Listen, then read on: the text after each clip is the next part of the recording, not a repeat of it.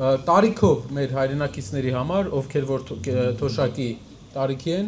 մենք ծրագիր ունենք, որը նույնպես այս շաբաթ ներկայացնելու ենք, որը հետաքրքիր լուծում է տալու, շատերը գիտեք, որ մարդիկ գնում են Վրաստան, այնտեղից են դեղերը առնում, որտեղ էժան է։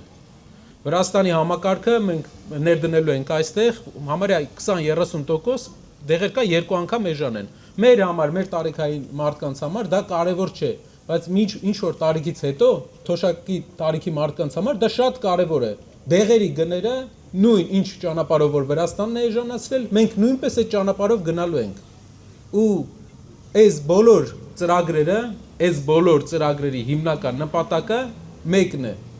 Հայաստանում պետք է ստեղծվեն շատ լավ արձատրվող աշխատատեղեր։ Հայաստանում պետք է երկրի ղեկավարը գիշեր-ցերեկ մտածի աշխատատեղեր ստեղծելու մասին, որպեսզի աշխատատեղերը շատ լինեն, մարդը ինքը ընտրի, ուր է գնում, ինչ աշխատավարձով է գնում, որ երիտասարդները հնարավորություն ունենան, ով ուզում է ձեռներեցությամբ զբաղվի, ով ուզում է աշխատանքի անցնի ինչ-որ տեղ։ Սա է ճանապարհը։ Նորմալ երկիր ունենալու համար մենք շատ բան չենք ուզում։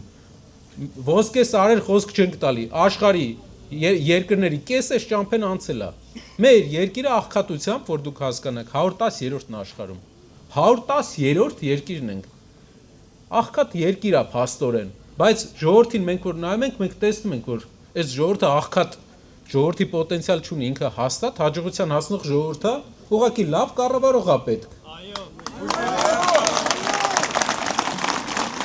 Մենք այս ճանապարհով գնալու ենք առաջ, մինչև վերջ,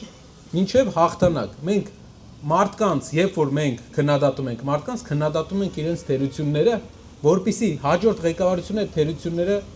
չանի նույն։ Մենք չենք ուզում իրենց հիշենք ամեն անգամ, որովհետև ոչ մեզ է հաճելի, ոչ մեկին էլ ինձ թվում է հաճելի չի։ Ուղղակի ներկայացնում ենք իր թերությունները, որ հաջորդ ղեկավարությունը ուշադիր լինի ու չկրկնի այդ։